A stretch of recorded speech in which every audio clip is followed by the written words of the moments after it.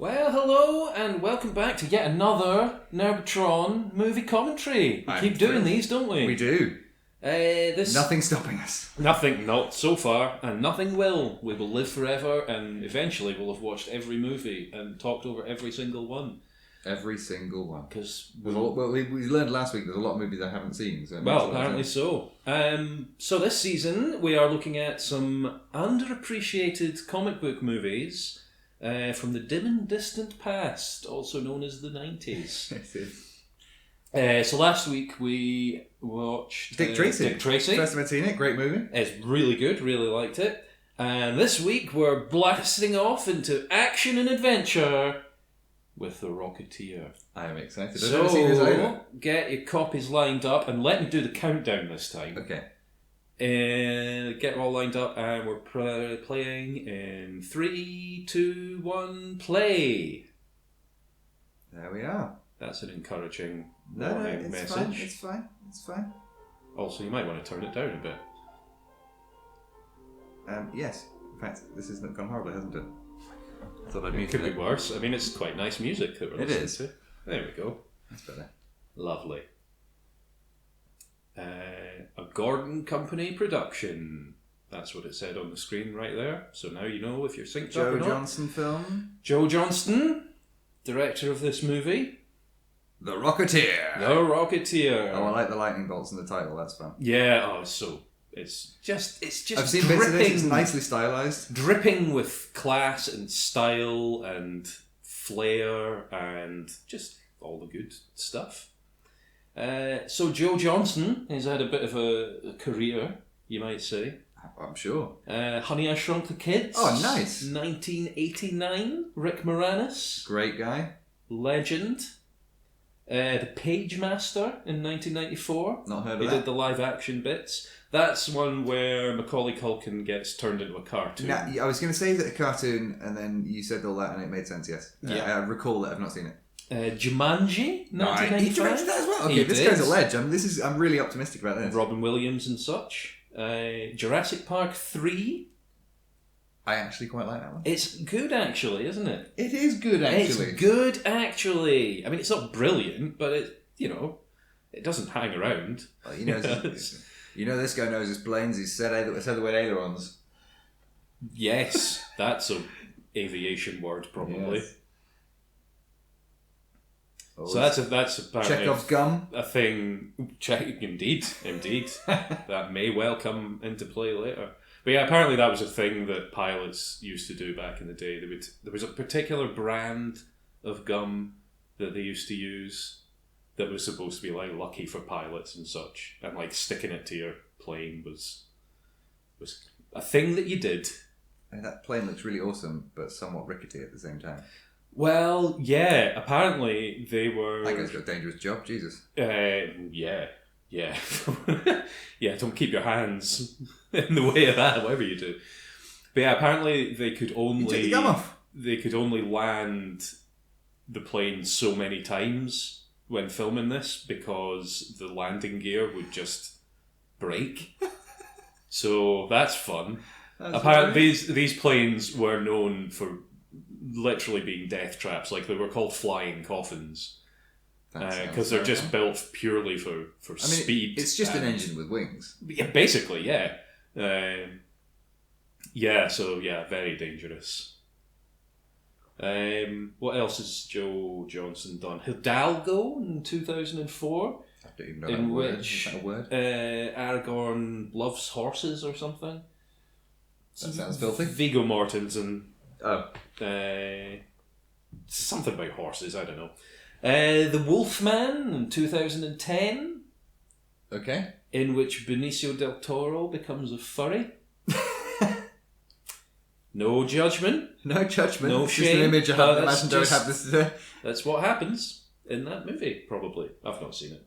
And he's also done something called Captain America: The First Avenger. Okay, you're taking the piss now. How do I not know this guy's name? Well, I don't know. I'm rubbish. He's done pretty much every good movie from my childhood. Honey, I Shrunk the Kids. Page Master, not so much. Jumanji, brilliant. Jurassic Park 3, well, I wasn't really a child at the time, but yeah. You know what I mean. I mean, you're still a child, arguably. Ah, that's rude and unnecessary. That's the nature of being a millennial. We're Arrested Development man children. Well, speak for yourself. I do.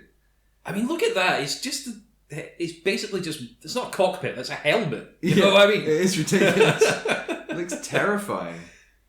Don't want to get caught in any turbulence in that. You'll get a concussion. No. Well, I mean, I don't think you're really flying high enough for turbulence to be a factor. Turbulence can be a factor at any I altitude. guess so. Got a high crosswind when you're landing and you're fucked. Yeah. Anyway, carry on. Well, there's some, this character that's flying Cliff Secord. He's like a stunt pilot, and there's like an air show thing, and hijinks ensue. You know? And here's the hijinks. This looks like some hijinks. This looks like some classic comic book cops and robbers stuff. It's a bit of fun. You'll probably have recognised some faces in this already, actually. Was Rick Moranis in the other one? In the other car? Or was it just another... Rick Moranis is not in this movie. That's not him. I thought... that's not him. It does kind of look like him, Yeah, it was just in profile. I had a little hint of Rick Moranis there. I can't remember what that guy's name is. Well, you've got your cast. I didn't note it down. I know for a fact that I didn't, because I thought I was going to remember his name, but I can't. So there. I do remember. I think he's been in Voyager or Deep Space Nine, possibly.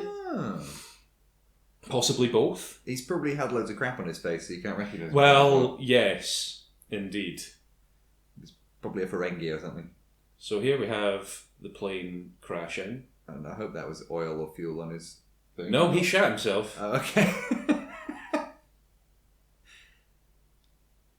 Jeez, oh! Yeah, I mean, it's scary. Punch a hole in it, yeah. That's I mean, you would, wouldn't you? What else are you going to do? I mean, probably try and push the whole thing off, but yeah. It's worrying how brittle it is. You wouldn't want to do that. Want a bird strike. You wouldn't want to push the canopy off because it would catch in the air and cause you more problems. Maybe. Oof. You crashed. I wonder how many super expensive vintage vehicles they had to destroy making this film. Because when's it set? Of 1938. So we were... October 1938, no less. I don't know if it's actually said that on the screen, but I remember that from my research. That's right, I did research. Oh, I do sort of recognise him. Am I getting Cardassian vibes? I'm trying to think. Possibly. I don't know. Possibly. Some crap on his face at some point. But anyway, shall we have a look at the cast? Let us. See who we're watching here. Oh. And this time... So I'm just actually noticing this is the plot happening, isn't it? When this is... some sort of fueled up device. Yeah, it's one of those movies where they just like get to the point, you know? I like it. There's a little bit of introducing the characters and what they're all about, and then it just starts. The movie starts, the action happens, and you're into it. There's no fucking around. There's no blow. Joe Johnston is a cracking filmmaker. He's never landed that now. Oh, God. Yeah, see what I mean? Is that like an actual stunt, or is that a fake prop? I mean... I don't know. I think it was. Incredible. Yeah, I think it was. That looks like a sort of setup, but yeah. But anyway, yes, the cast. Now, in previous commentaries, some of them anyway, one or two, when we've looked at the cast, we've played a little game. Yes. Called, can you remember what it was? Are they in the bill, question mark? Are they in the bill, question mark? Today we're going to play a little variation on that. I'm really excited you've been teasing this. Were they in TNG, question mark? Oh, I'm down for this! Okay! I knew you would like that. Oh, yes. Like that. So, on screen, right now, on the right, not anymore, he's just gone off screen, but there he is. The main man. The main dude, Billy Campbell, credited in this as Bill Campbell, but whatever, as Cliff Secord. Okay. Now, you might know Is it Cliff Secord or Cliff Secord? It's Secord. Two names, isn't it's Secord. No, but just the way you said it sounded like one word, like Cliff Secord. Cliff Secord. Well, he is a bit of an instrument. Look at him. Indeed. Oh, he just punched a man. Remember back in the day when you could just get into a fist fight with the FBI and it was just not a problem, you know? That's mental. What a concept. Anyway, Billy Campbell, you might know him from loads of TV stuff. Potentially TNG. That I can't be bothered getting into. He was in Francis Ford Coppola's Bram Stoker's Dracula. Right. Which I've not seen, but it's apparently very, very horny, and I'm not really into Dracula that. In that one? Was that? It was Gary Oldman. Yeah, okay, Gary Oldman, sorry. Yeah. Dick Wad. Pardon? Dick Wad. What did you call me? Dick Wad. No, I didn't call you Dick Wad. That's a movie that Billy Campbell's been in. Oh. But the big question here is, was he in TNG, question mark? And for anybody who doesn't know, and shame on you, TNG of course stands for The Next Generation, Star Trek Next Generation. Yes. Oh God, I don't recognise him, but then that means nothing because there's so many episodes that they could have just been in the background covered in plastic and I wouldn't have recognised him. Yeah. I am going to say no, though. Really? I need to see his face again. Can we wait until his face comes on again?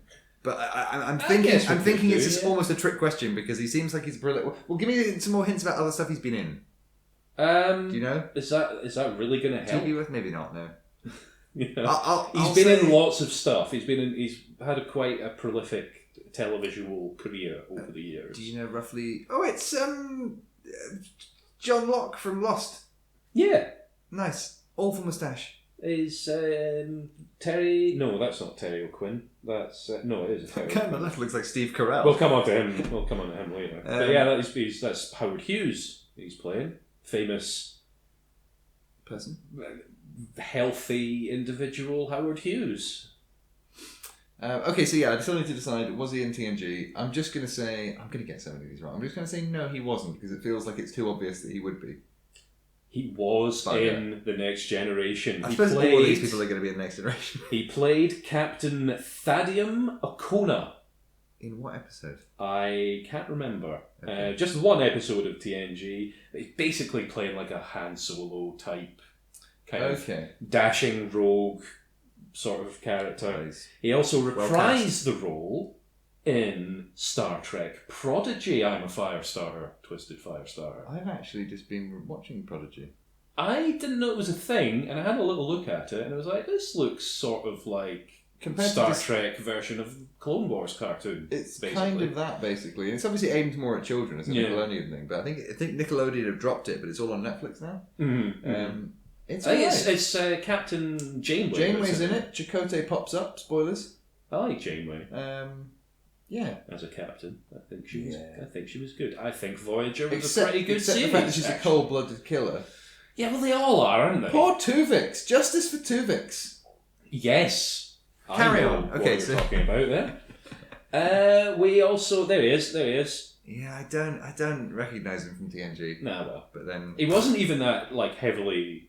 He would have just been. He didn't have any prosthetics or anything. He was just like a normal human guy. He's obviously just looks too earthly with his earthly clothes and grease on his face. Just imagine him in like a white shirt and like a brownish kind of waistcoat thing. So Han Solo, basically. Basically, yeah, basically. Jennifer Connelly as Jenny.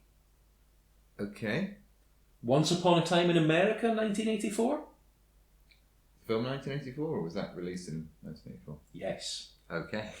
Nice. Labyrinth 1988. Not seen it actually. I feel ashamed. I think I probably have. I think it's one of those movies where I haven't sat down and watched the whole thing, but I've seen enough little bits of it that I've seen the whole thing, but just out of order. You know what I mean?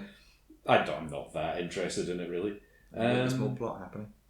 More plot is happening. They're about to discover the titular rocket from the title. Yeah. Oh, look at its 50s. It's glorious nature. Well, no, like, you say 50s, it's the 30s. but I mean, it looks like sort of 50s futurist. Yes, well, I mean, it's all sort of based on like, welcome to the world of tomorrow. Buck Rogers and like Commander Cody. Yeah, Commander Cody, Captain Cody. I was going to say Commander Cody's a Clone Wars thing, as we established at Christmas time. Yeah, we did. Requiem for a Dream. Great movie. I've not seen that in a very while. Good. I really like that movie. The only thing that Jared Leto has ever done that's actually tolerable. I forget he's even in it. Yeah, he actually turns in a good performance. It's a grim movie, but it's very good. A Beautiful Mind, 2001. I don't think I've seen it. Is that Russell Crowe? That's Russell Crowe, and he's really good at maths, but sad about it probably. And she's his wife. The most intelligent people are always miserable. That's true. Ang Lee's Hulk, 2003. I quite like that movie. It's pretty good. For what it is, and for the fact that it's just a stylized comic book movie and there wasn't like the MCU template created. Exactly, yeah. I quite liked it. It was in that magical period. And this is kind of why we're looking at these. It's like this magical period where they knew they wanted to do comic book movies because they knew it was going to be very lucrative because Batman 89 happened.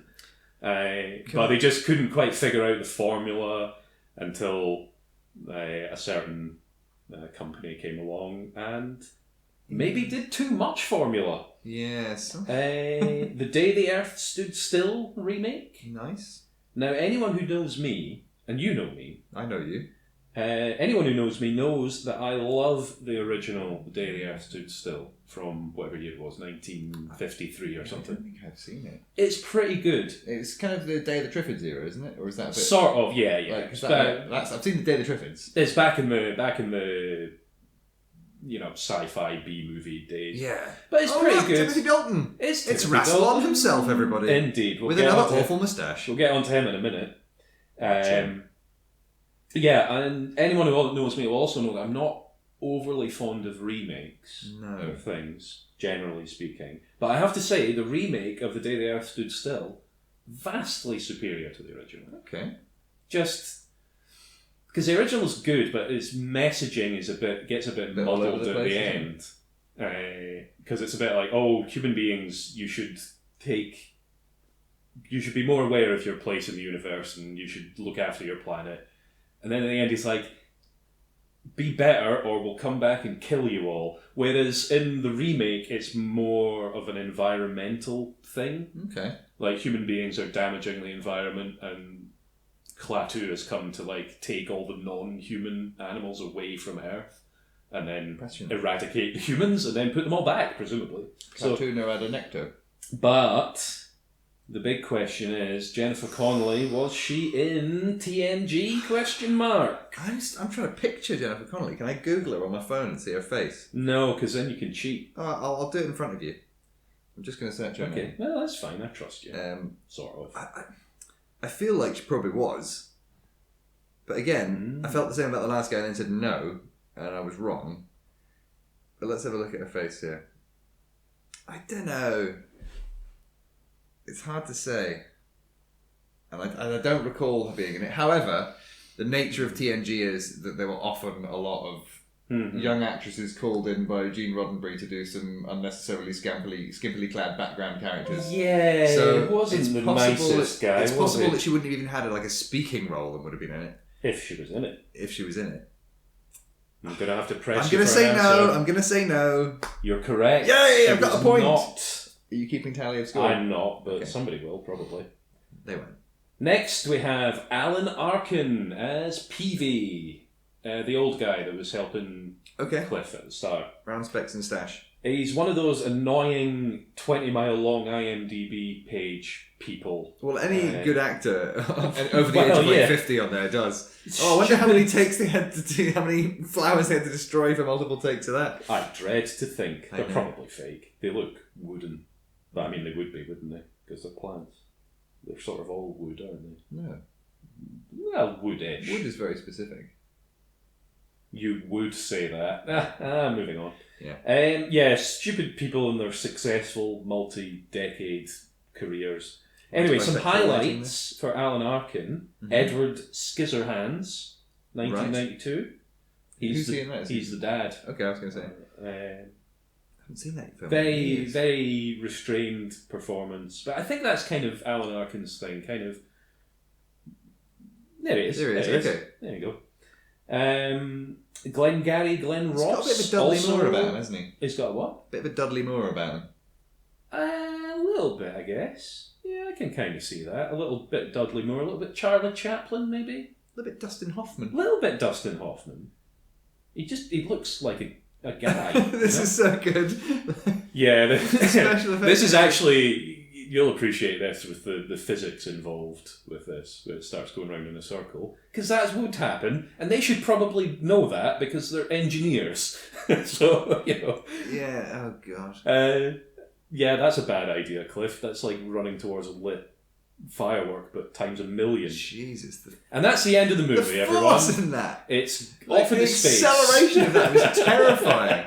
How are you ever going to get that back? So we've had this like half an hour, whatever it is, intro to the movie. None of these characters appear in the rest of the movie. The rest of the movie is set in space. Oh. With completely alien characters. I thought he was the Rocketeer. Oh.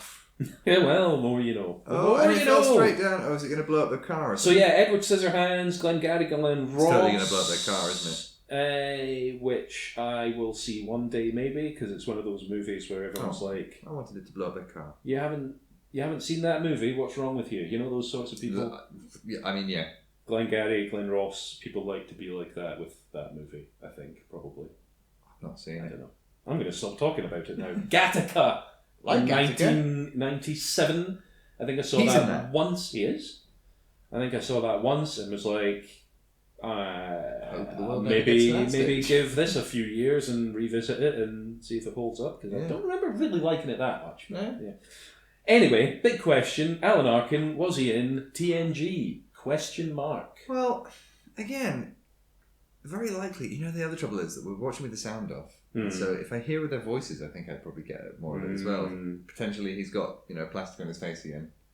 They are very lucky that thing just happened to land. Oh, that's exactly, right next to them, aren't they? Because that thing should be in fucking orbit, Yeah. Well, my other question I have about that is, do they refuel it? Do they know what it runs on? And is it a special magical fuel? I think they cover that. I think it runs on just... I think we're going to need a helmet, yeah. I think they do discuss that at some point. I think it just runs on... kerosene, or something. Just like petrol, basically. Aviation. It is. Jennifer Connelly. Okay, so it's something to say whether he was in the bill. In TNG. In TNG. Which was like the bill in space. In that every American actor has a little stint on it. I'm going to say yes. You're wrong. It wasn't in the next generation of Star Treks. Damn it. Next up, you mentioned them already. 6 p.m. You mentioned them already, but we've got Timothy Dalton as Errol Flynn. Neville Sinclair. Rassilon himself. Rassilon, yeah. He was in Doctor Who for a minute, wasn't he? He was. He was also James Bond for a minute, wasn't he? He was. He wasn't that bad. He's also done a bunch of Toy Story stuff, interestingly.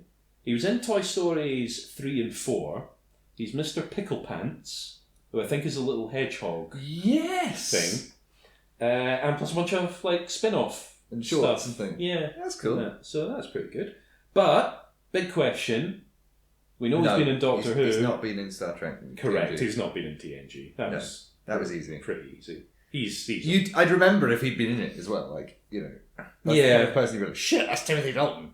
Yeah. We're going to come to John Locke in a minute, and I think he has been in TNG. But we'll come to that. Let's not skip ahead, because here's a name you'll hopefully recognise from a commentary that we've done fairly recently. Okay. Paul Sorvino. Bless you. As Eddie Valentine, the most 1930s name anyone has ever had. I don't think I do remember that name, actually. What was he in? He was Lips Manless in Dick Tracy. Oh gosh, I'm an idiot. I mentioned at the time saying... Are you secretly doing my gimmick from last time where there's an actor from each one linking? I wondered about that. I don't think he might show up in The Shadow, maybe? No, you don't need him to. You just need someone from this film to show up in the next one. Yeah, I guess. That was the interesting thing about this scene. We're watching a bunch of Nazi stuff. And Did they recreate IMDb actually credits Hitler as an actor appearing in this film. What? Yeah, you would probably... Does it say stock footage or... Yes. Uncredited, appears in a film reel type thing. But, I'm all for being thorough, but you would think you would just... not bother with that one. Yeah, I mean... Anyway, Paul Sorvino. Lips Manless in Dick's Tracy. Yeah. Again, way too much stuff for me to get into. He's one of these guys that's just been in everything. TV, movies, lots of gangster stuff, obviously, you know. But was he in TNG? Paul Sorvino. I kind of need to see him without all the crap on his face to see whether I've seen him with crap on his face. Because I'm picturing him as lips manless. But the question is, if I see him without the stuff on... Well, just imagine lips manless, but with a normal shaped and sized. I might need to search this guy to see his actual face as well. Go on then. How do I spell it? Was it Paul? Paul Sorvino. Sorvino. Thank you kindly. Paul Sorvino. I don't think he has. This guy's great. I don't think he has been in TNG. I'm going to say no. You're wrong. He has been in TNG. Damn it! Who did he play? He plays Dr. Nikolai Rosenko. I'm definitely. Oh my God! It's Worf's dad. Hey, Nikolai Rosenko. Worf's adopted brother, I think. Oh, is it? Which I thought was quite interesting. Yeah, but yeah, Worf was like an orphan, and then was raised by Russians, raised by a Russian couple, the Rosenkos. Oh, there you go. And then after he had a kid, he ditched the kid on them because he was a shit dad. Well, that'll be Paul Sorvino. No. That's his son, not his brother. But he's Worf's adopted brother. No, Worf's own son. Uh-huh.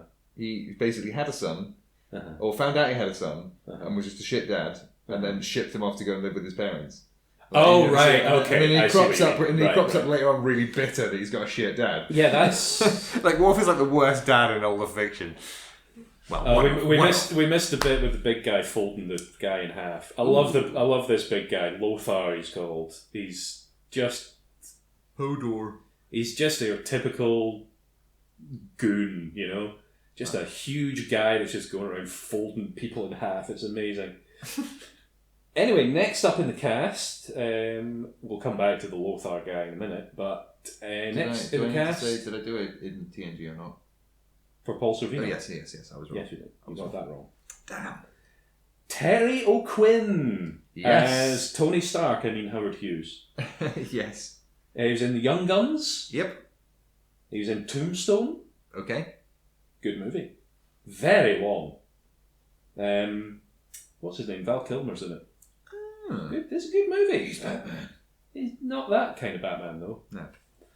Alias and NCIS, again, been in loads of stuff.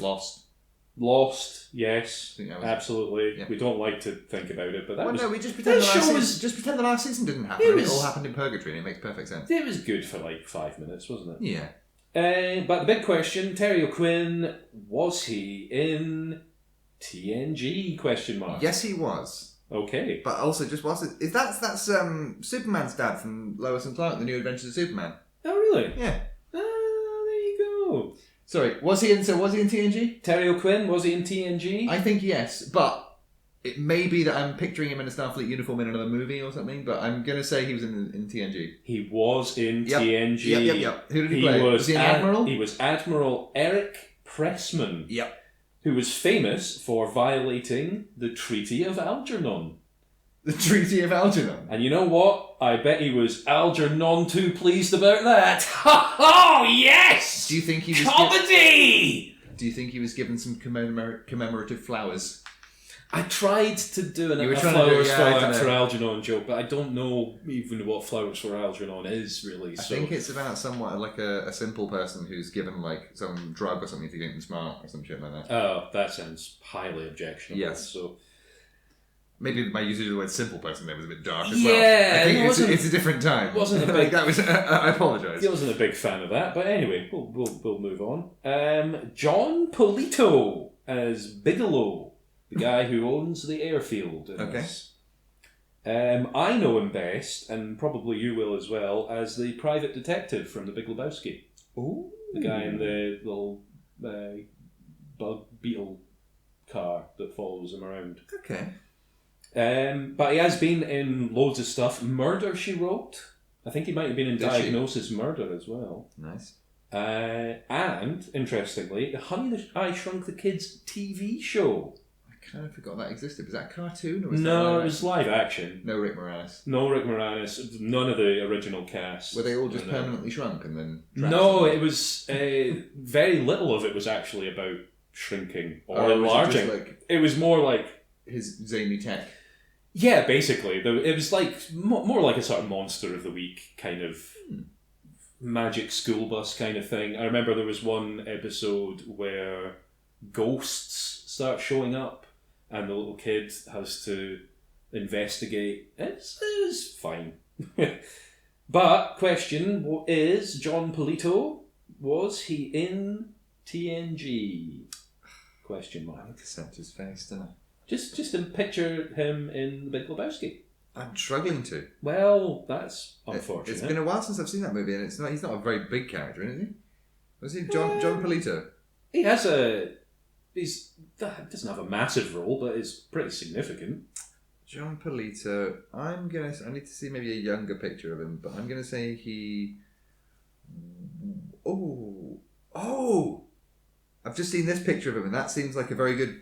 I think he was in TNG, but I can't picture. I'm gonna say yes. He wasn't. Damn it! Who do I think he looks like then? Okay. Well, I was going to ask what character he played, but he wasn't in it. Next up, and last on the list, I mean, there are other people, but I mean, I could, if I was going to list every single person, we'd be here for twice the length of the movie. So. Yes. Tiny Ron Taylor as Lothar, the big guy. Tiny Ron, that's really clever if he's a big guy. That's not unsubtle or bad at all. Well, it's his nickname. Oh, okay. That's how he's credited in a lot of stuff. I know, it just seems a bit on the nose, doesn't it? He's in Police Squad. Ah. He's also in The Naked Gun from the Files of the Police Squad. Nice. He's also in Roadhouse. Not seen it. It's bad. Okay. But the question is, was he in TNG? Question mark. I need to see him. Because there's that won't help you. He's very heavily made up in this. Very heavy prosthetics in this. So you probably won't recognise him. He's actually, the makeup and prosthetics are used to specifically make him look like a completely different person. I'm still going to look him up. What's his name? Tiny Ron Taylor. Tiny Ron Taylor. Because I can think of a couple of really tall characters in... I mean, I'm afraid I've spoiled it for myself, but I'm going to say yes. Well, no, actually. Well, I only said that because I saw a Klingon picture. Is that him in Enterprise or something? No, he wasn't in TNG, but he was in 7 episodes of DS9 and 2 episodes of Voyager, which was basically the Next Generation, so you're sort of right. It wasn't basically the Next Generation. It was basically the Next Generation. DS9 was more Next Generation than Voyager. I disagree. But we'll move on. In terms of eras. Okay, well that was disappointing. So he wasn't in TNG, but he is a Star Trek-y man. Yes. Good enough. And also the other things. He also passed away a few years ago, so rest in peace. Oh, did he? Oh, I didn't notice that. November 2019. Yeah, well, that's a shame. And he was 2. This is good. This is good. I like all of this. This is fun. I like actors doing bad acting. Yeah, so do I. It's a lot more difficult than you might think to pretend to be bad at acting. But yeah, I love all this. I love this sort of throwback to like the Adventures of Robin Hood and all that. I'm getting flashes of on second thoughts, let's not go to Camelot. This is a silly place. He bravely ran away, etc. Yep. So the whole thing in here is that she's actually quite a good actor and she should be like in the starring role, but she gets overlooked because that's how Hollywood works, baby. Yep. But then maybe she gets involved with the leading man in some way and things and events happen because it's a story and that happens. I really like his jacket. I know. It's so cool. It's very cool. Everyone in this looks just very cool. So far, yeah, the costumes have been time. really good. He has a very Rick O'Connell vibe about him as well, doesn't he? I was thinking that before, yeah, especially with this jacket, I feel. He's got a lot of... I mean, it's the hair as well. It's the 90s hair. Yeah, and it's sort of set around the same sort of time period as the Mummy movies. So I say 90s, I'm sure it's set for this as well, but that kind of came back in the 90s, didn't it? The sort of curtains. Oh, yeah, the yeah. Oh, my prince, would that you drink of my lips as deeply? I'm loving the wig. Yeah. Oh, Cliff. Oh, no! That was Timothy Dalton doing his own stunt there by diving under a table. Yes. I mean, he could have been killed. Yeah, he could have been. This guy could have killed the main actor on what is presumably a big important movie. And now she's going to get fired because she knows him. Because that's how fucking Hollywood works. Well, probably because he's going to have a little hissy fit in this drop and then get her You fired. reckon? Probably. Yeah, he's having a good laugh about it. Maybe not. Oh no, somebody's been actually stabbed. What? He's totally responsible. Yeah, but he didn't. No, I mean... It was actually an accident. No, I'm sure it was an accident. Well, was it actually an accident? Yeah, it kind of... It kind of implies that it's sort of always plays an arsehole. If it was a different movie, if it was a movie specifically about that guy and his career, then I would agree that it's sort of setting up a little sort of subplot about him like knocking off other actors to get to the top kind of thing. But it's not his movie. It's not that movie. It's okay. A completely different movie called The Rocketeer. Oh, is that what we're watching? That's what we're watching.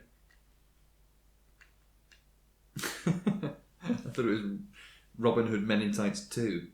So now we have another coincidence in that on this massive TV set, on this massive film set, I should say, this guy just happens to sit behind the wall where these two are talking about the plot of the movie. It's like, hang on, I should probably be paying that more sounds attention. like the plot of a movie.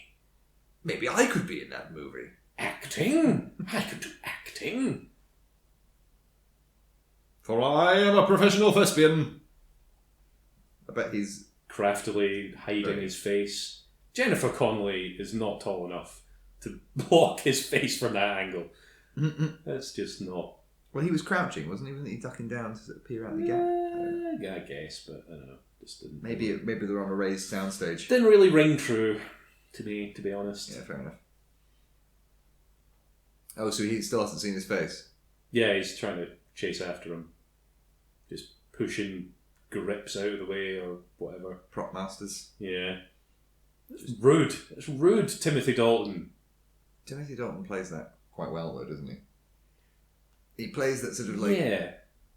He does a very good villain. Evil. Yeah.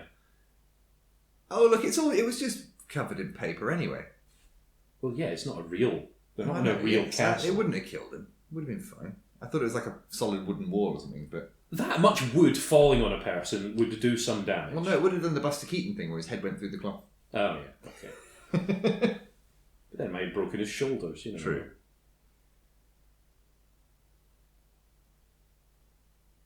No. I'd hate to think I may have been responsible for your having been dismissed. You literally ordered it to happen. So, I mean, she doesn't know that, but... Oh, so he's trying to get her another job in the movie now. Yeah, because... Probably by being sleazy and say, I think we should go out for a drink. Well, he's being, like... There are there we go! We discussed it over dinner. There are multiple layers of sleaze and controversy to this guy. He should be cancelled, is what I'm saying. And I'm going to start a campaign for that, because he's not a good guy. Yeah, the first step you need. Because if A, he's being sleazy and hitting on a young actress on the TV set, don't do that. That's bad. That's a bad thing to do. He's being doubly sleazy because he's only doing that because he knows that she knows the guy that was talking about the jetpack thing. Why does he know about the jetpack? Or is he just... Because that's the third layer of his sleaziness, which you'll find out about soon. That's so weird. I'm still pretty sure that's Jonathan Kent. I kind of want to hear his voice. Pa Kent? Yeah. I think you're right. I think you could be right. There he is. There's that's what's his face. Got it written down John Polito. Paul Savino and John Polito. Yeah. So now we might as well come on to the fun bits section where I just talk about some stuff for a bit. Please do. But this has a theme, which is, where's my sequel, you cowards? This feels like the kind of film that a sequel would just destroy the I disagree. Actually. Does it set up a sequel at the end or something? No, not really. But it doesn't not set up a sequel, if you see what I mean. Okay. So he still has the rocket pack by the end of it? Yes. Okay. Yes, it sort of implies that there could be further adventures, but we haven't ever seen them. I've just realised that, sorry to interrupt, I just realised an important question I actually meant to ask. Mm-hmm. Obviously we're doing things comic book adjacent. Was this actually a comic book? Well, I'm literally just about to talk about that. Well, I predicted this quite well then. Please continue. Indeed. Question for you. Mm-hmm. The character of the Rocketeer is based on a comic book by Dave Stevens. Right. But when was that comic book first published? So for the Dick Tracy one, the original comic strips were in like the 20s and 30s. So it was a proper like old school thing.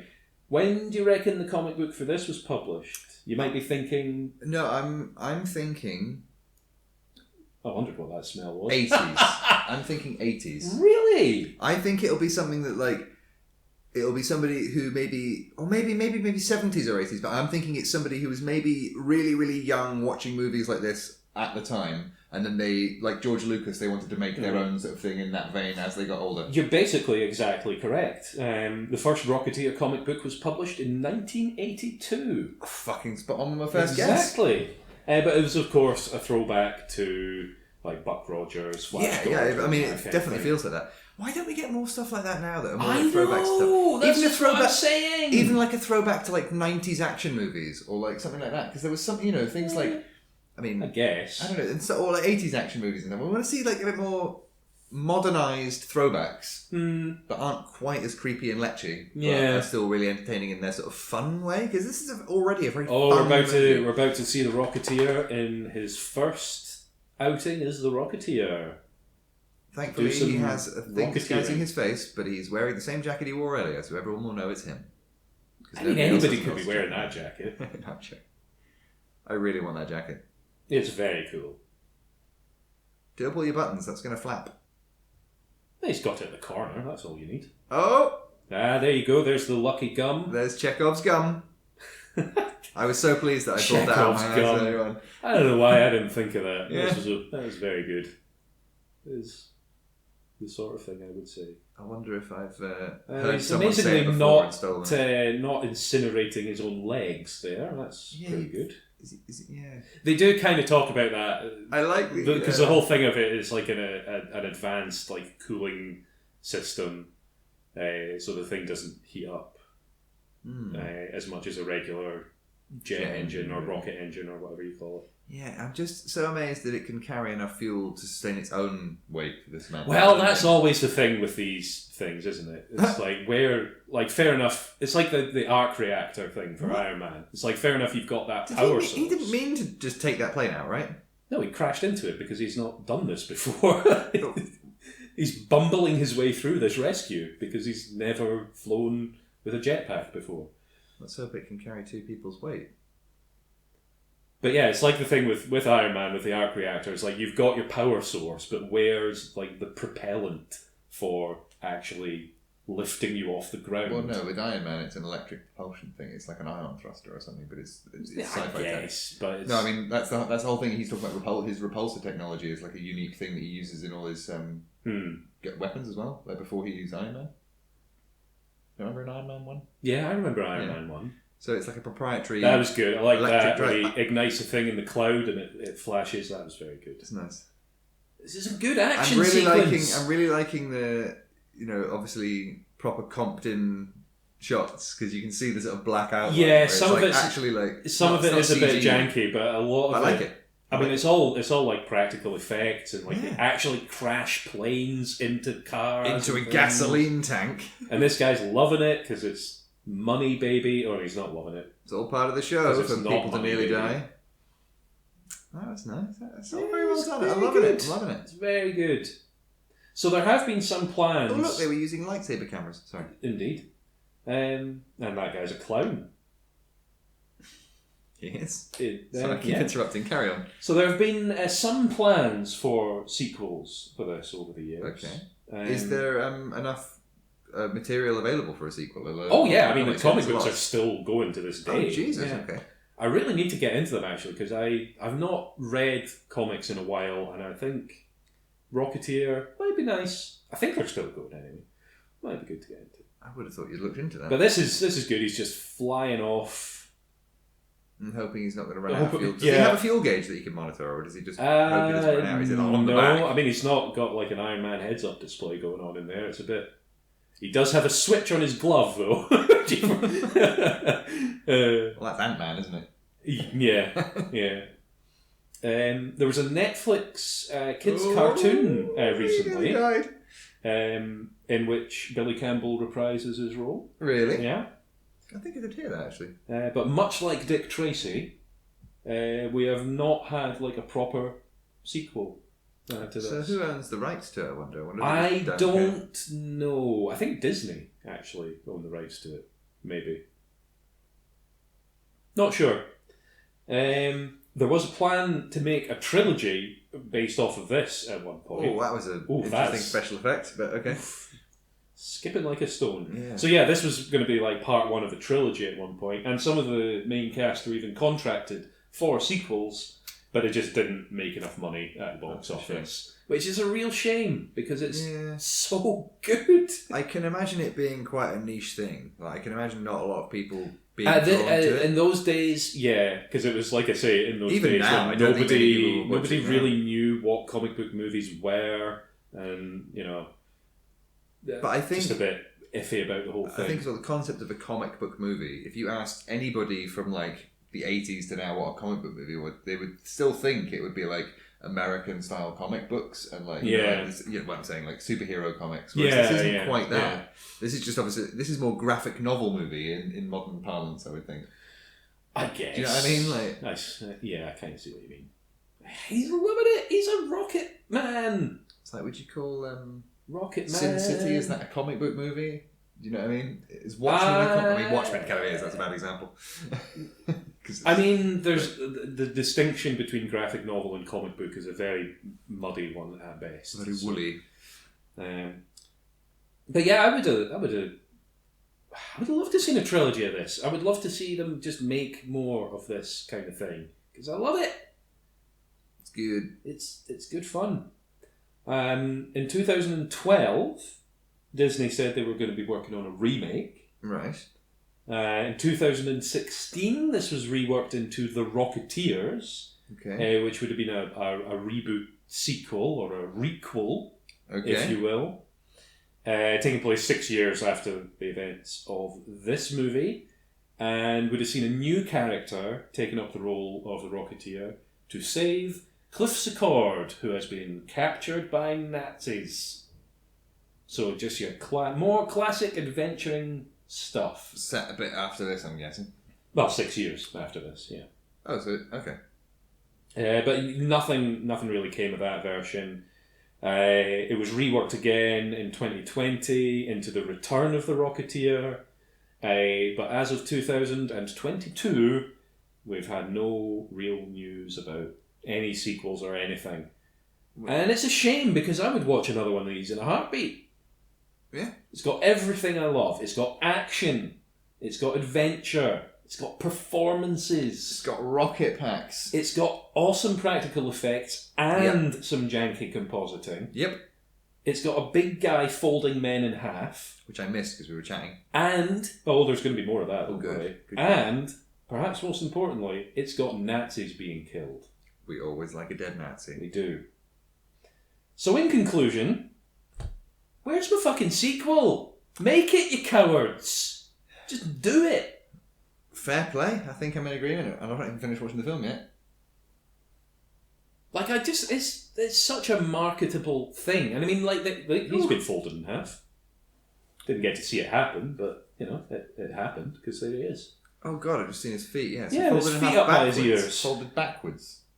Is it always backwards? I don't think it really makes a lot of difference. I know. You get folded in half. I don't think it matters what direction, you know. That was a nice dissolve. But yeah, could quite easily, like Dick Tracy, I would say is quite a marketable concept. Maybe less so than The Rocketeer. But The Rocketeer, there's definitely places you could go with this, you know?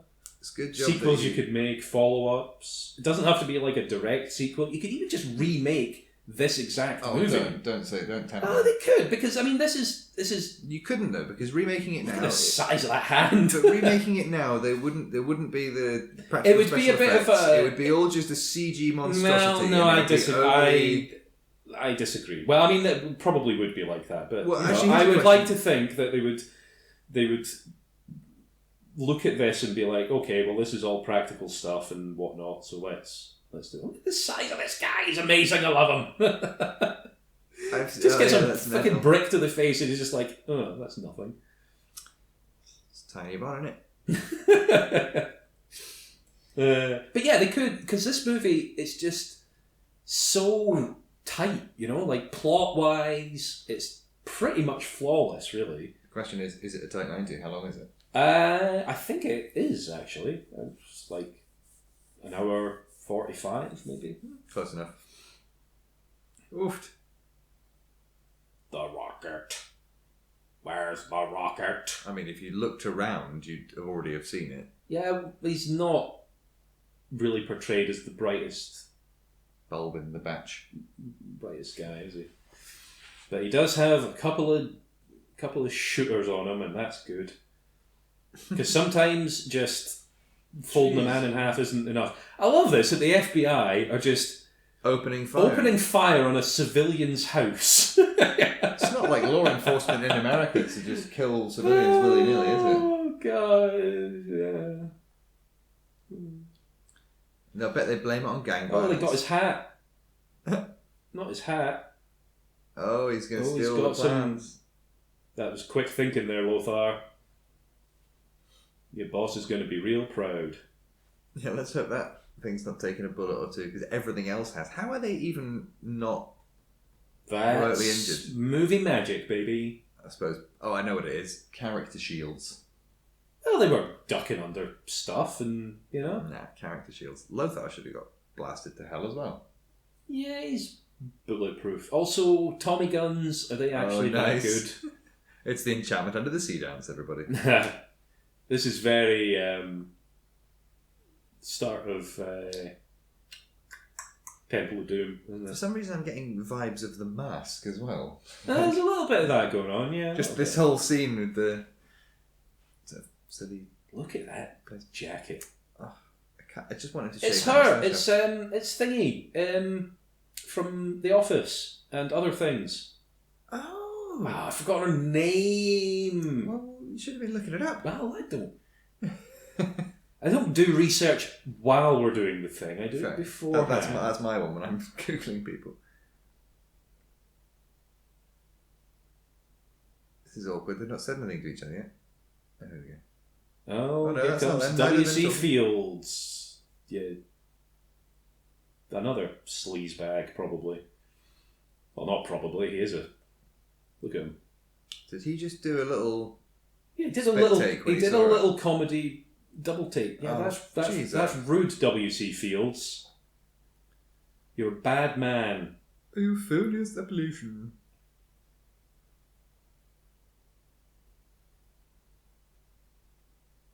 Oh, he's a vile human being. My little kumquat. Will I prepare to listen to your life story? Yeah. It's a good performance of a sleazy man. Actually a great performance, but awful. It's not a nice guy. Paul Sorvino. How is this person not drowning? Because they're an actual mermaid, probably. I don't even know if you're joking or not. Does this seem like the sort of movie that would have actual mermaids in it? It's got a magical rocket pack that has infinite fuel. That's completely different from... That's a completely different genre of By fiction. which I mean that technically it's fantasy. In the same way that TNG is technically fantasy. Well, we could split hairs on that all day if we wanted to. Let's do a TNG chat one day.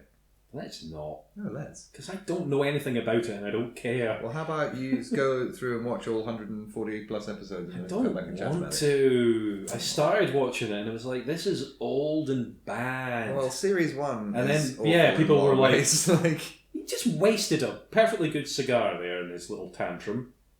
He's a Paul Sorvino, an opulent, you money-wasting child. chap. This would be cool, living inside a dog's head above a diner. I suppose it's not really a home, it's more of a storage solution. And now it's a storage solution for people.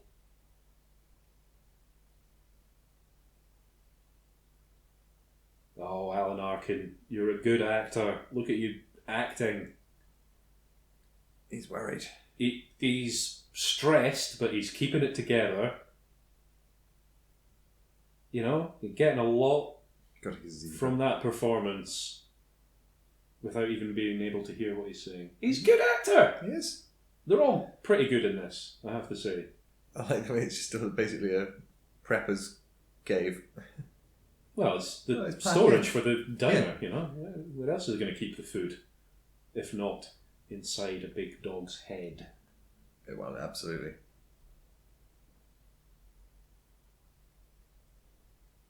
I have to say, I do wish we do need to get the audio sorted sometimes, because so many of these characters need to hear their voices to clock them. It's like, well, maybe you can watch it back and listen to the really commentary at the same time. I may do. If I forget what we just said. I never listen back to any of these, because why would I? For entertainment purposes. Well, I've listened back to little bits of them, just to make sure like the audio's fine and stuff, but, you know. No huge audio issues today, but no doubt we'll see how it comes out. Yeah. Okay, wise guy. He's getting old gangster lingo now, isn't he?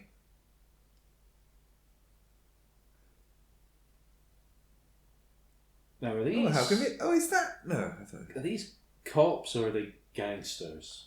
I can't They're just remember. suits. Beware. I think they're gangster goons. So, the FBI. See See what I did there? See what you did there? See what you did there? I wonder if they drive a cab. A cab? Uh-huh, very good. Never mind. Yeah, well done. I think I've made that joke before. Probably. Why do I feel like I recognise this guy? And her? Oh my god, is that... Oh, that woman at the diner there? I think that's... what's her name? From The Middleman. The robot woman. Oh, you might be right. I need to see her again, actually. but it's either that or somebody else who looks a bit like her. Oh, that's rude. Maybe it's not her. That was Maybe a it's fresh pot of coffee. You son of a bitch. That's a radio. A radio didn't do nothing to nobody. I think they are the FBI. Wanted shooting. Yeah. No, I think these are the gangsters that are working with Neville Sinclair. I liked his I'm being strongly restrained acting there. Yeah.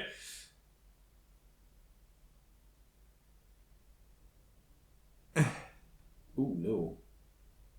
Not the old face to the grill Oof. business. He's going to have chili sauce in the face in a minute, or is that ketchup? Oh, it's him! That guy on the left, he's in Shawshank, isn't he? Yeah, I believe so.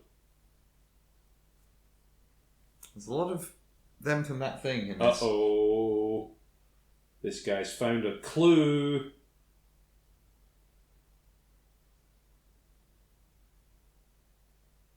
Uh-oh. Jenny's in trouble. Was that a 4-digit phone number? I think it was. Yeah, I think so. When we moved into my house as a kid, we had like one of the original phones in it, and it had a 4-digit number still listed on it from like the earliest rotary phone, because it was like the classic greeny thing. Was it made of Bakelite? I believe it was, yes. I think that was the word I was searching for. Might have been plastic though, because it was probably 50s, 60s-ish. Oh, maybe it's not The Middleman that she's in. I definitely recognise it from something there. feel like I'm going to have to pull up the casted list myself and scroll to figure out where I'm knowing a lot of these people from.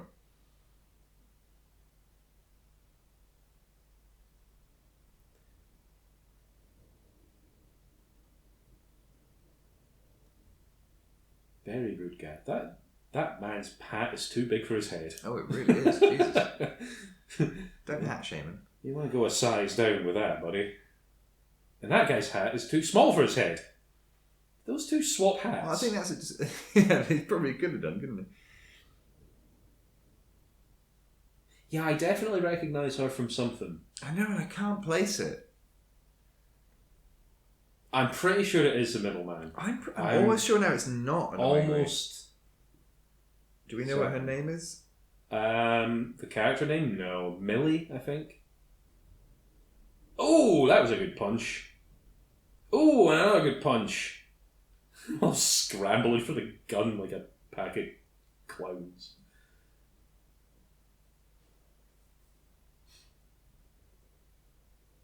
Yeah, I'm struggling to figure out here. There's so many people in this. Oh, I've just seen Adolf Hitler's face pop up on the thing. Yeah, I told you that was a thing in this.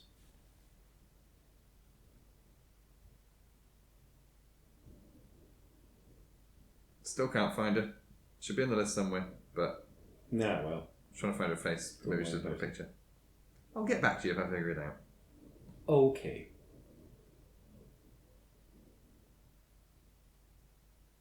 Oh, she's going to find out. You can do it, Cliff. Be the hero you were born to be. I swear to God, if that stops the movie from playing, I will kill you. Shouldn't do anything.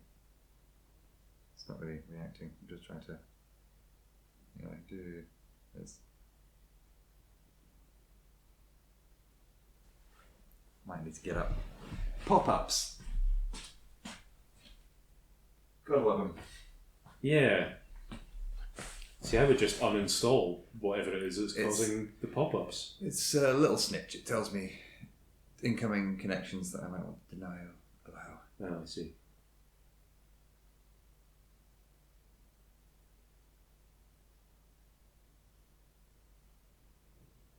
It's dead fancy, isn't it? It is. At least they're chatting now. They had that weird awkward silence where they just gazed at each other for a bit. Yeah. And then, yeah, what happened to the creep? Oh, he would have just fucked off when he came back, I guess. I guess. It's like, thank you for keeping my seat warm, now go. That's a fine way to talk about W.C. Fields. Well, they're dickheads. They'll be dickheads to each other too, probably, aren't they? Yeah, probably.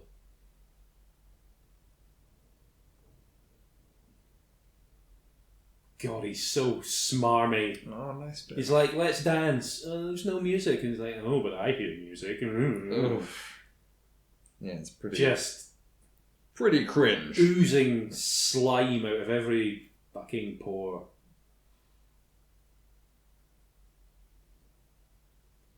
That was a good shot. I like that. There's been loads of great cinematography in this. See his shadow. He comes into land, you just see his shadow, and then it just seamlessly blends with him just walking along. It's good. I wonder what he's got in that Hessian bag under his arm. Changing very clothes, subtle, probably.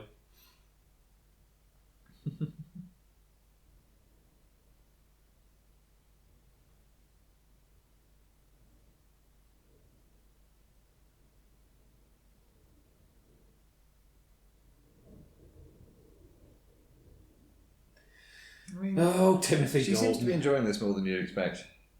Or like into it more than you think. Yeah, I think she's Or just... is she just playing along? Yeah, she's just kind of going along with it. That would slice your hand open. You ever see that? Do you ever see the Nice Guys? No. There's a bit in that where Ryan Gosling's character is breaking into a place and does that whole thing where he punches the glass so he can reach through and get it wrong. He just slices his arm open. It's hilarious. Ouch. That doesn't sound fun. Oh, it's a good movie. I've done a commentary on it. It was before your time, though. It's quite a few. You need to get the rest of them up online. I know. I'll get to it at some point.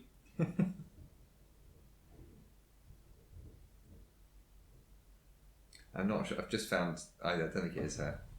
No. I can't tell. No, yeah. I'm picturing someone else. It's difficult. Yeah. See, he looks good, even though he's wearing a waiter's jacket over his his Rocketeer jacket, you know? In the same way that in Red Dwarf, Crichton's got his body underwear when he's wearing a suit, but really he's just wearing a suit. Do you know what I mean? Like, he wouldn't actually, he's clearly not actually got anything on under there, is he? It's just him wearing the jacket. I think you could see his leather thing. Oh, maybe you're right. It just looked a bit too well fitted. Anyway, are you ready for some espionage action? I was born ready. Cliff Secord is about to do some espionage action. Get on with it. Come on. Move this along, please.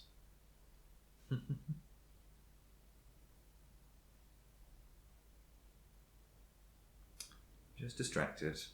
She's a little bit... She's kind of fallen out with Cliff Secord as well.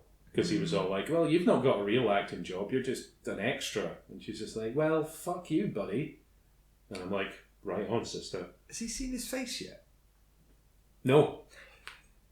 But maybe he's about to... Oh, but will he know? Will he spot the floppy hairdo and be like, hey, you know that Cliff Secord guy? Nobody has that hairdo in the 30s, apart from that one guy. Yeah, it's Cliff Secord, isn't it? Like harpsichord. Oh, here comes trouble.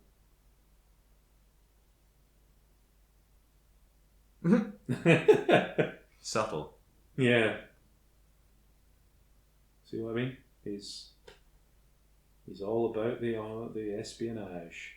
Sticking your thumbs in the bowl. God, he's never done this before, has he? No. He's not even really doing it now.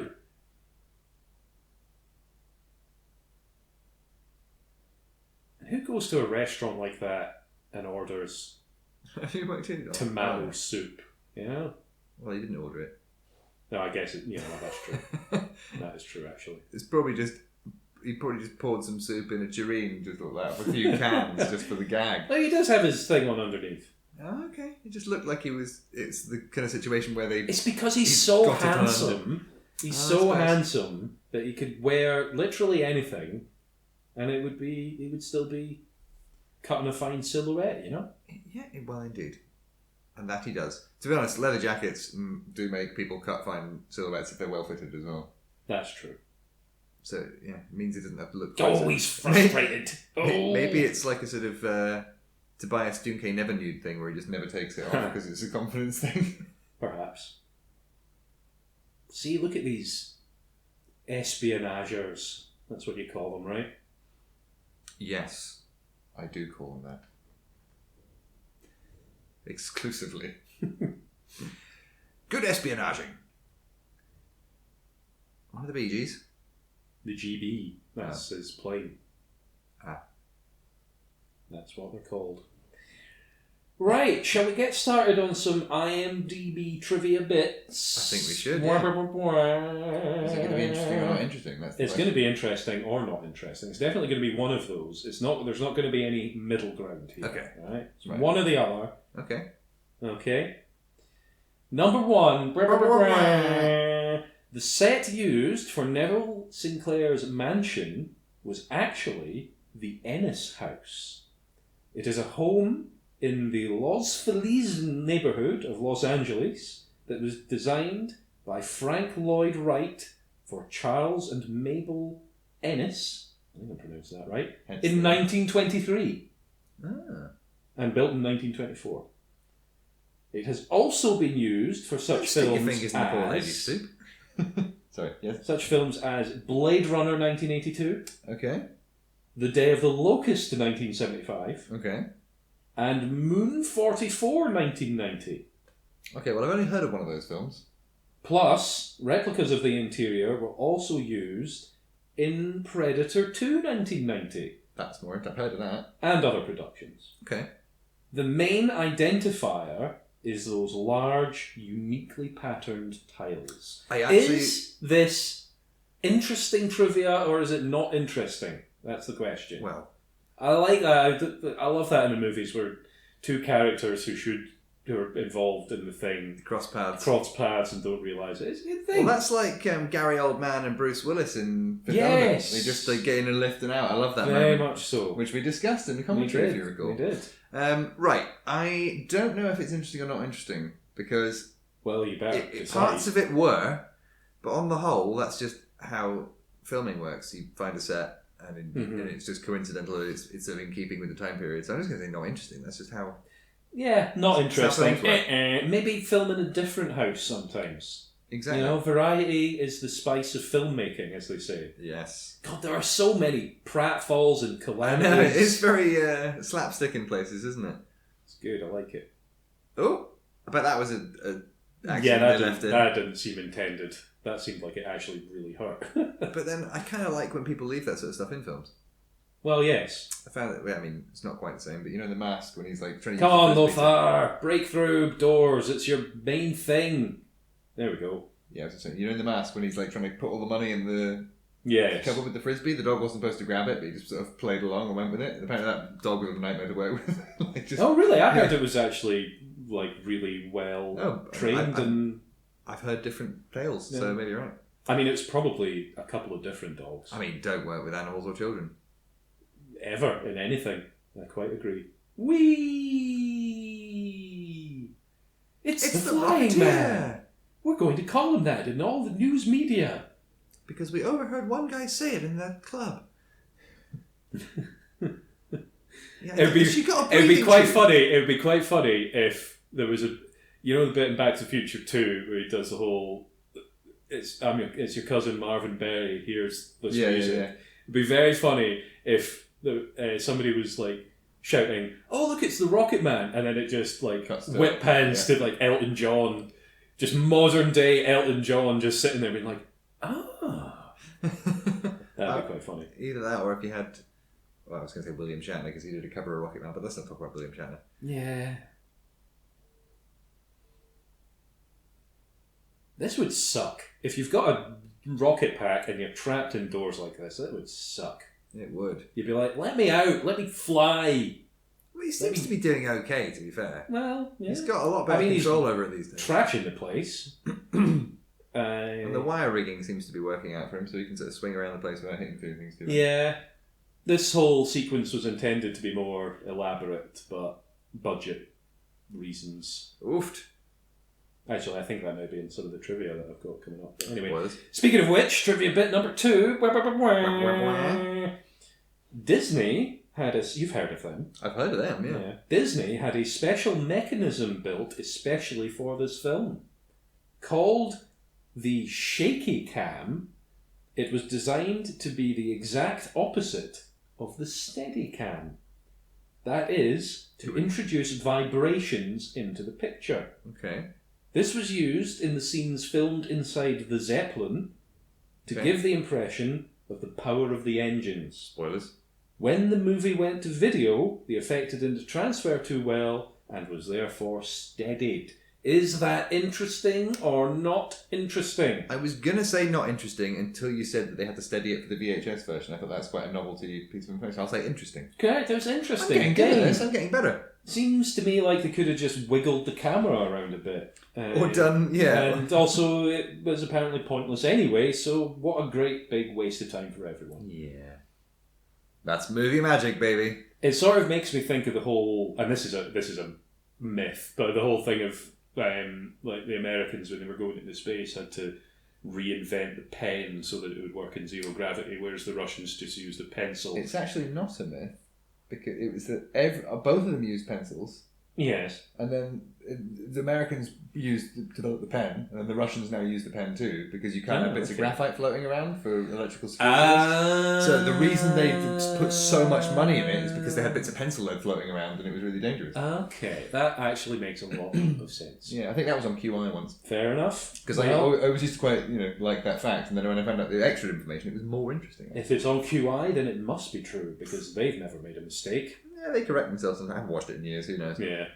Haven't they been through the entire alphabet like 5 times by now? I don't think they even got to the end of the alphabet once yet. Oh, really? Well, it's 26. It's not been going 26 years, is it? I guess. Yeah. But I think it's up to like last third of the alphabet by now, at least. What are they going to do when they get to the end? Start again. Or go backwards. They should go through numbers. Yeah, maybe. Or... Greek letters. I was going to say, like, switch to the Greek alphabet or something. Welcome to Series Alpha. Series Epsilon. Omega. Yeah, Omega's going to take a while to get to. Indeed. Anyway, next. Trivia bit number 3. I'm doing good so far. James Horner's Disney music debut. Who? James Horner. Oh, sniff my salts, love.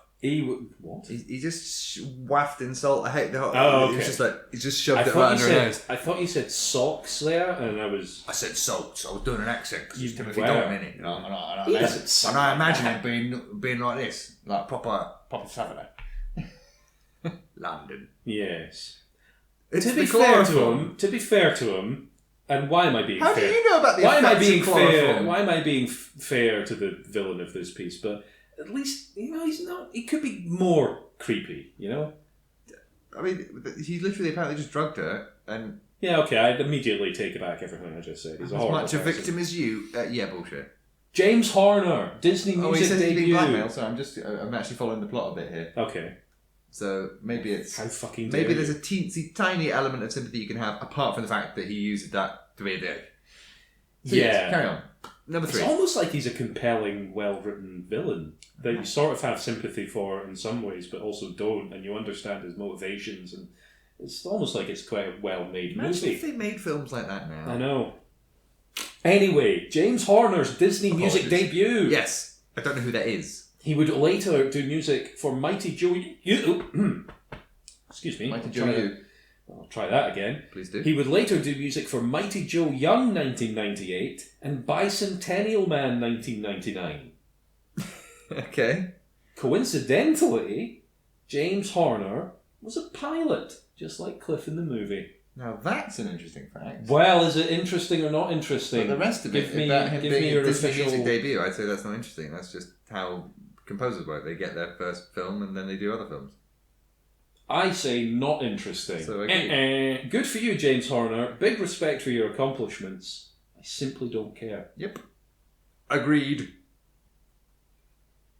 This is trying to dollar up. See all that stuff I said about him not being creepy. I take it all back. He's to be honest, at this point, it's getting into the sort of horny stage rather than just creepy. Yeah, that's getting a bit. What? You just licked a bloody ear. Yeah, I'm not. That's not happy about this. And I mean, fair play to her. You kidnapped me.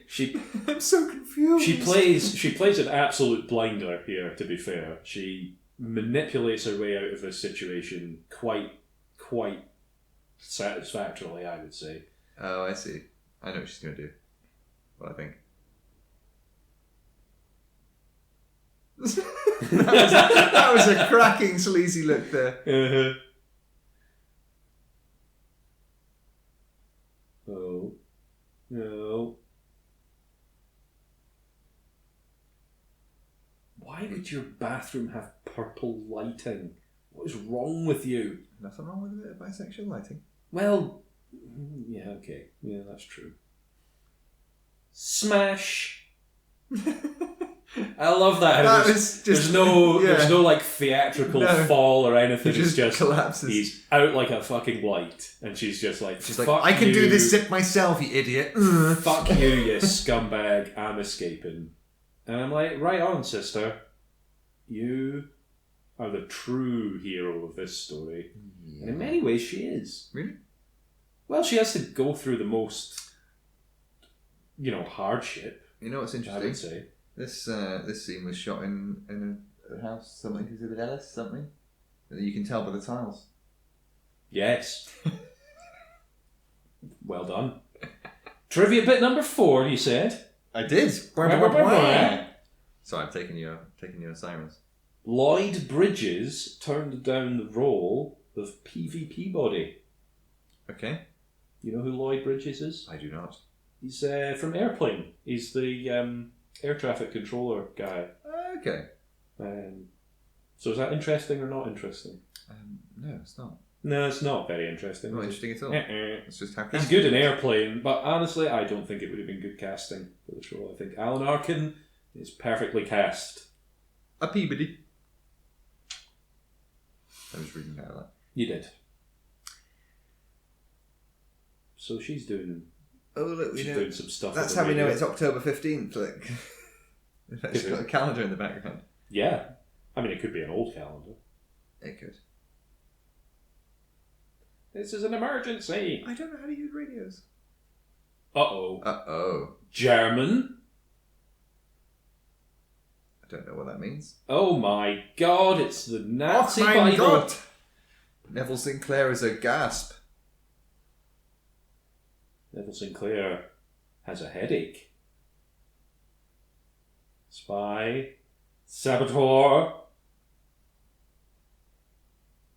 I mean, maybe. I'm going to go with D, all of the above. Yep. He just bashed him in the face as he went past there. Yeah. He's like, oh, Jesus, he's a big guy, isn't he? Well, she's in a spot of bother. Is she going to get bent in half? But by the does big it guy? really seem like the sort of movie where the damsel in distress would get murdered, just straight up murdered like that? I'm going to avoid the obvious jokes. You are going to avoid the obvious jokes. I know exactly what obvious jokes you're orbiting around, and you will. I have restrained myself, and I hope you're pleased. Yes, very pleased, because I would have had to strangle you to death. That's twice I've threatened you with death in this commentary. Yeah, it's a recurring theme. Interesting. Anything you want to tell me? Are you okay? Yeah, fine. Am I okay? Yeah, Is my safety in? For now. Okay. For now. Just keep a lid on the filth. Keep a lid on the filth. There we go. Shall we do another trivia bit? Please do, yes. Where? Number 5. Yep.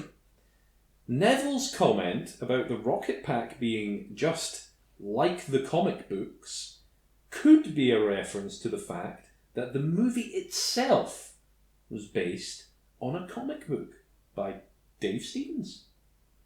It could also be a reference to the popular, at the time the film is set, comic strip Buck Rogers in the 25th Century. Oh my god. Which also features rocket packs.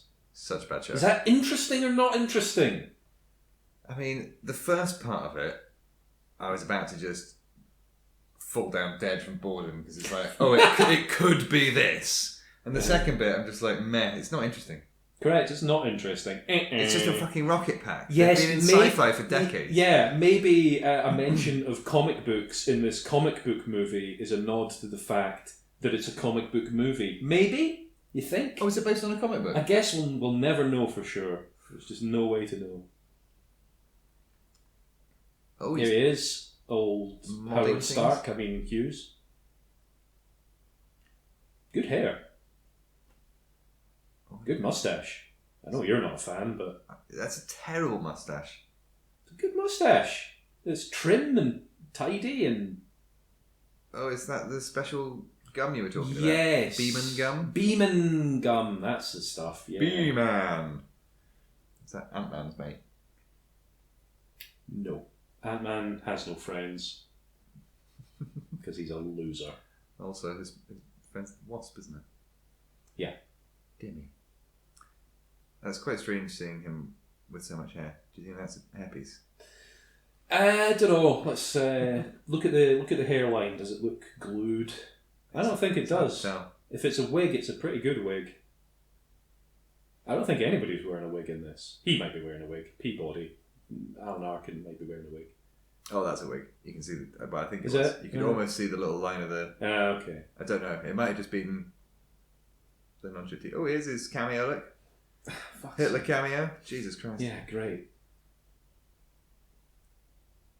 So it's like actually Nazi tech that they're... Yes. Yeah, I think that's basically it. Or it's like a... Oh, Jesus. Goodness me. This feels like Hammer tech. Yeah, I was going to say, it's like that scene in Iron Man 2 where they're like... Oh my god, turn the camera off! Yeah. He twists his entire body around. Why would you even design a suit that had that functionality? Surely you would only have it. You wouldn't let it extend more than the human body can. In case it breaks and your arm goes all the way back. You want it to provide extra strength, not be able to twist your spine in half. Yeah. Oh, look, it's Dad's army. I was about to try and sing the theme tune there, and then in my head I was singing the Wallace and Gromit theme tune, so I won't do that. Yeah, that kind of went there as well. Interesting.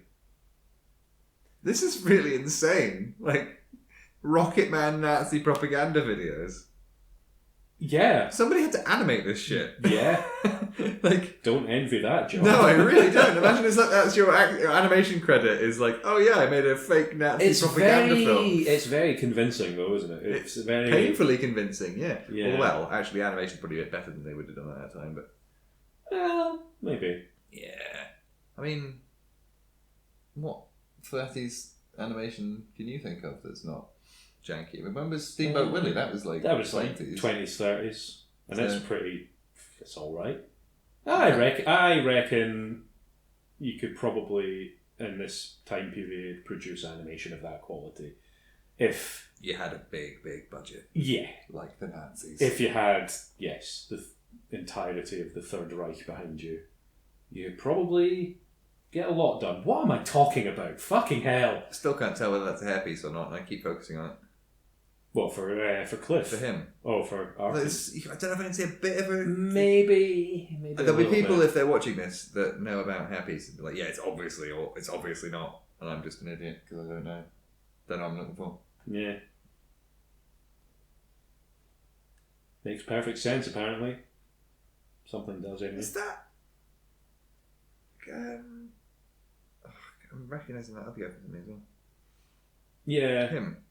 I mean, a lot of the people, he's just punching that guy so many times in the face. It's amazing. But yeah, there's basically the entire cast of this is just like, oh, I recognise that person from that thing. That's pretty good. Not bad. Oh, I like that it sort of gained a bit more lift after he let go because it's obviously a little lighter. He's just...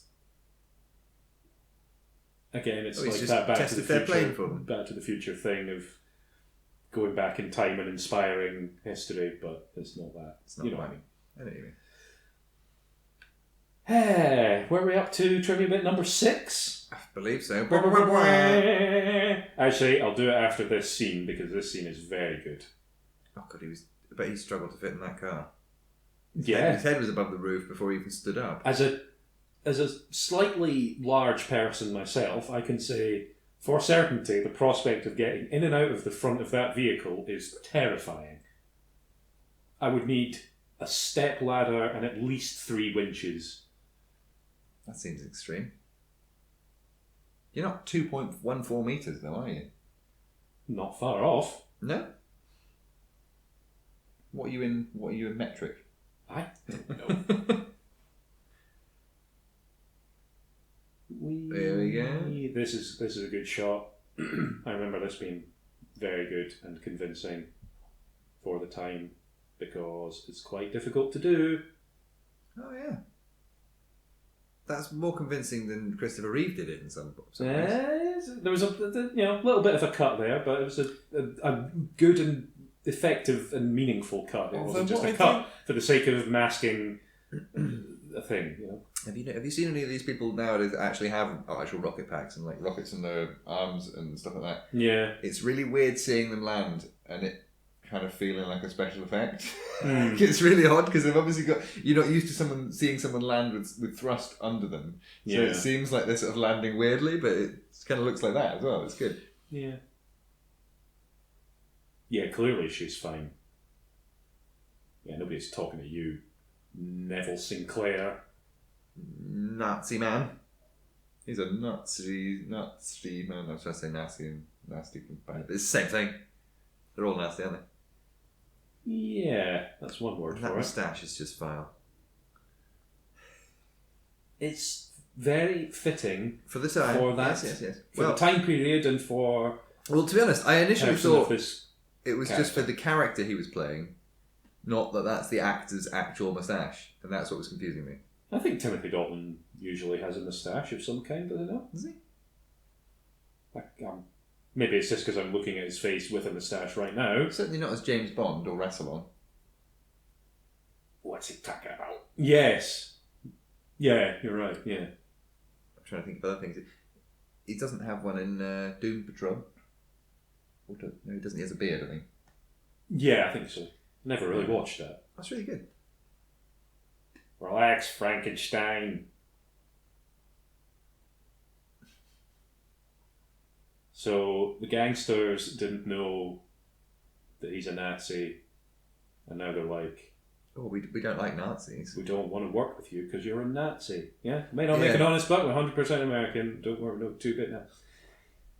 Right on, I say. Yeah, they may be gangsters. They may be horrible criminals. They've got and morals. Have done a bunch of murder. But he's actually full on German now, obviously. Well, I mean, he's shouting at German soldiers, so, you would probably speak the language of the people that you are shouting to, And I just thought he was just like, I haven't heard him, but I'm sure he's doing a fake accent for the whole film. Is he going to switch now and be like, yes, I am super evil. No, he's not. He is an American. He's just an American Nazi. If you can believe such a thing, even it could possibly exist. No. Not a right-wing extremist American. Boggles the mind. Anyway, trivia bit number 6. Is it 6? It's number 6. Okay, go ahead. Number 5 was about the Neville commenting about comic books and stuff. That's a big balloon. It is. Or an airship, actually. That's not the trivia bit. The trivia bit is this. This is Disney's second comic book adaptation. Don't ask me what the first one was, because I couldn't find it. I'm going to say, what's the first one?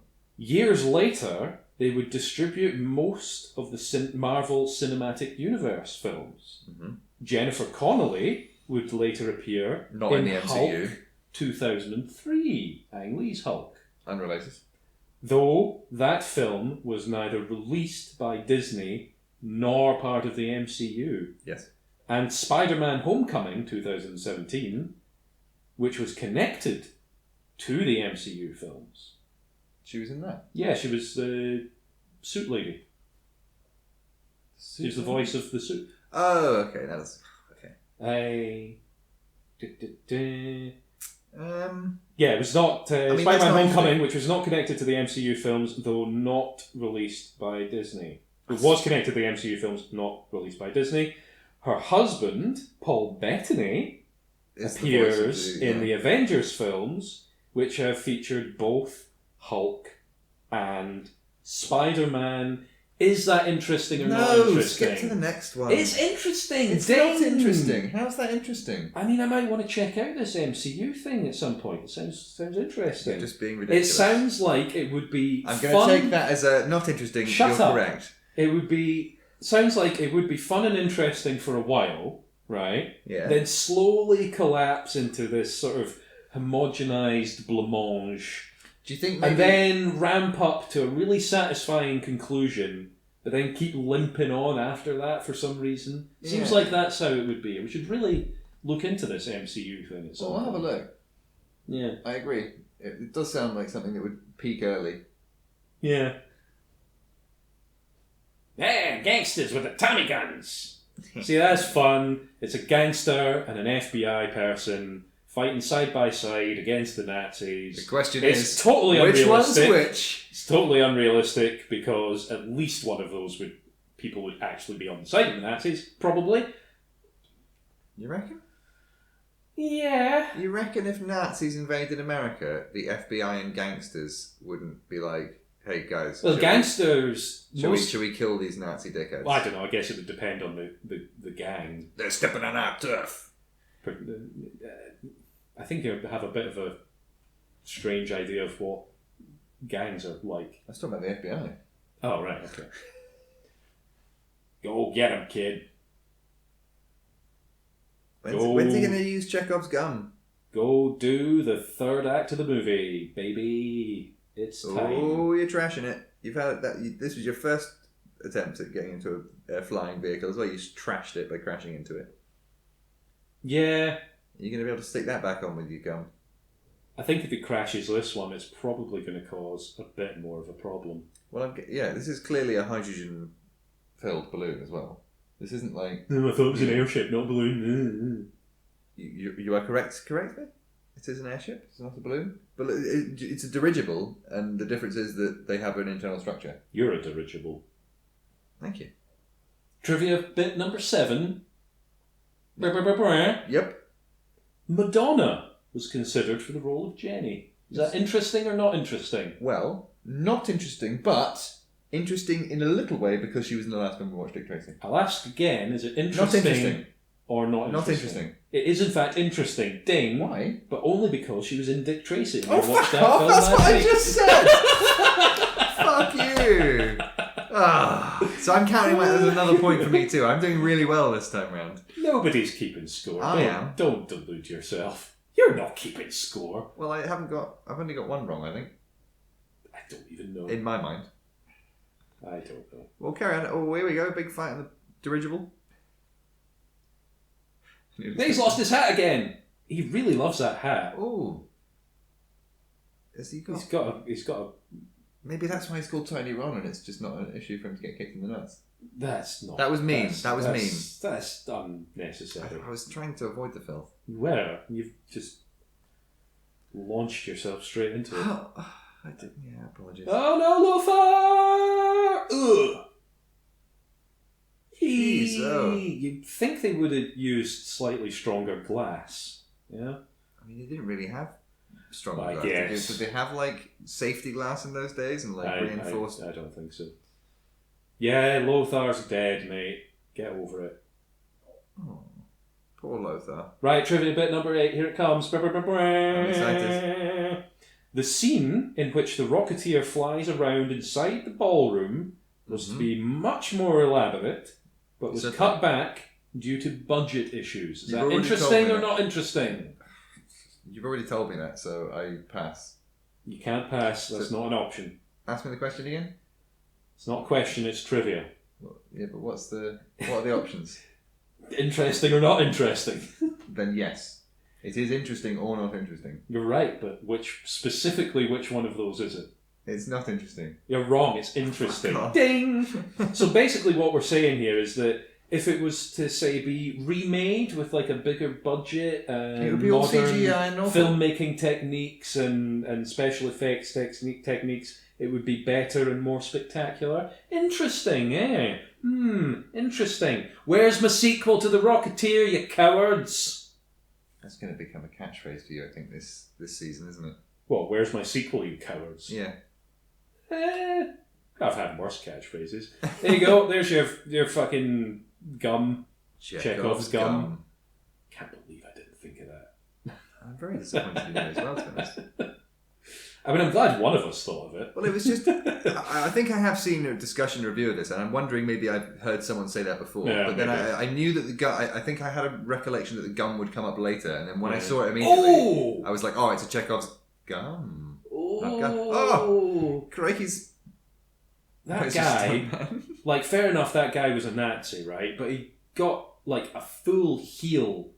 like spike heel in the foot and then got pushed out a window, but it's fine because he's a Nazi, so it's fine. I've got an interesting fact for you that based on what's on the screen. You see that red cross in the background? Yes. According to the... Is this going to be about how they're not allowed to use yes. the It's the Geneva Convention bans anyone from using that as a symbol unless you're military or like all that sort of stuff. So, but it's in movies and nobody really cares and it's not enforced. Yeah, but that's why like health packs in games have like a similar looking thing, but or just not red. It's always a different colour. Yeah, or black on a red square or something. Yeah, like that, you know, it's all these sorts of things. Shall we do? They're breaking a lot of glass, aren't they? Yeah, there's a lot of structural damage going on in this movie. Flare gun she picked up. Yep. Don't fire a flare gun in a hydrogen dirigible.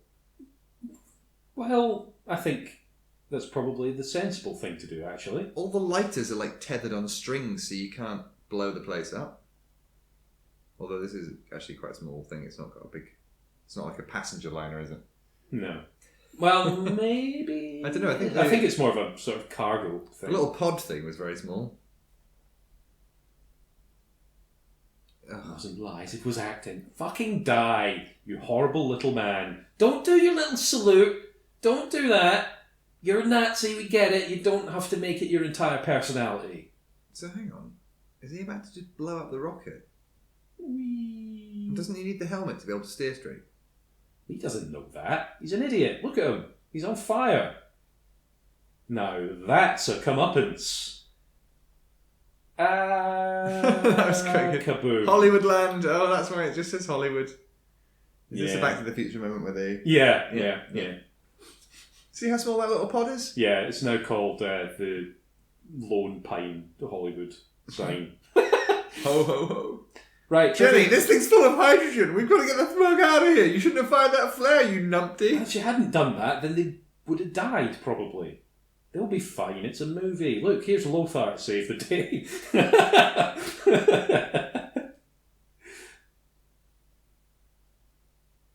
Where's the rocket? Yeah, very funny. I forget how they survive this, actually. Maybe they don't. Are they going to hang on to Lothar and use him as a pillow? Oh, here comes Howard Hughes and his impossible flying machine. Impossible? I mean, it doesn't look very possible. That doesn't look realistic to me at all. Why is it a plane and a helicopter? Because those things actually exist. But why pick one? One or the other, But not you get both. the benefits of both. It reminds Anyway, me... there's Lothar dead. Let's do trivia bit number 9, Well, I was shall just we? going to say very briefly, it reminds me of my criticism of the stupid planes that he had in that film The Sixth Day, that were like half plane, half helicopter. Oh, But they were quite cool in a weird way. They just had Yeah. ridiculously chunky wings. The Sixth Day. What a strange movie that was. Ooh. Right, can I do trivia bit number 9? Please do. Casting the lead role of Cliff Secord was a struggle for the filmmakers. Oh dear.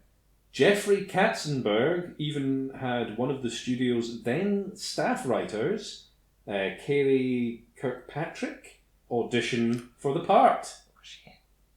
Kevin Costner and Matthew Modine were the first actors considered for the role. When they both proved to be unavailable, Emilio Estevez, Bill Paxton, They really went through quite the... Dennis Quaid, He was and the last Kurt choice, Russell auditioned for the part. Johnny Depp was Disney's favourite choice, while Paxton commented he came really close to getting the lead. Okay. Vincent D'Onofrio turned down the role. Now, is that interesting or not interesting? The only interesting one for me was that Vincent D'Onofrio was offered it. I would say not interesting. So basically, any white, brown-haired, youngish actor of the day was considered for the role. So Noted.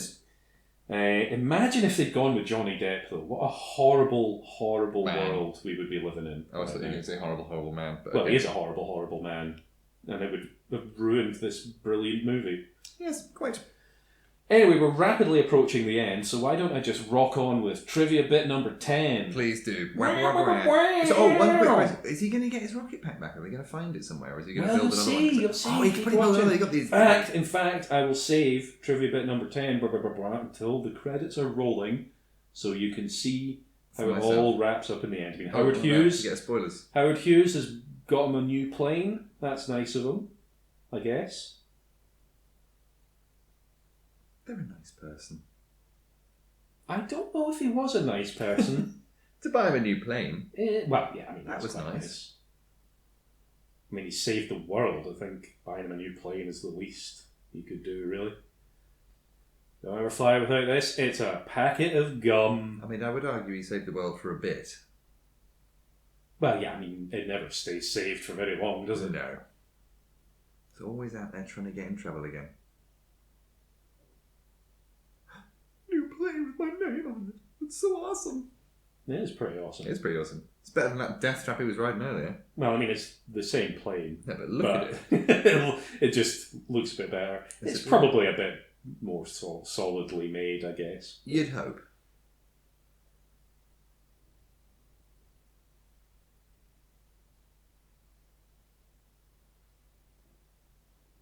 Oh, she's got a present for him too. Oh no, it's actually...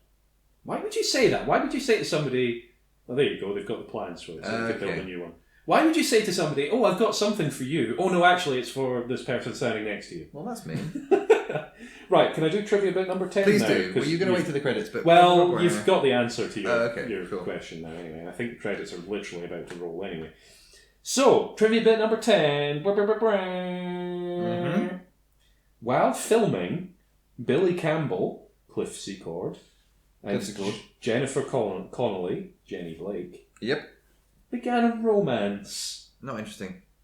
They later became engaged. Not interesting. But broke the engagement in 1996 after having been together for 5 years. Not interesting. Is that interesting or not interesting? It is not interesting. You're right, it's not interesting. I got that one pretty quickly. Don't care about your Hollywood gossip. More like Holly Weird. Am I right? Am I right?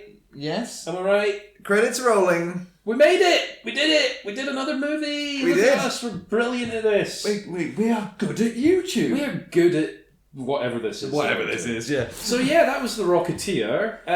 I can't remember which one comes next. I think it's either The Shadow or The Phantom next. I can't remember which. I feel like, just for practicality's sake, we should have The Phantom before The Shadow, so it's like The Shadow of The Phantom. But we can equally have The Shadow of the Rocketeer. I guess. There's no reason... One of them is next. Yeah. For certain, there will be another one next. So yeah, stick around for that. Thank you everyone for listening. We're going away now. Goodbye. Goodbye.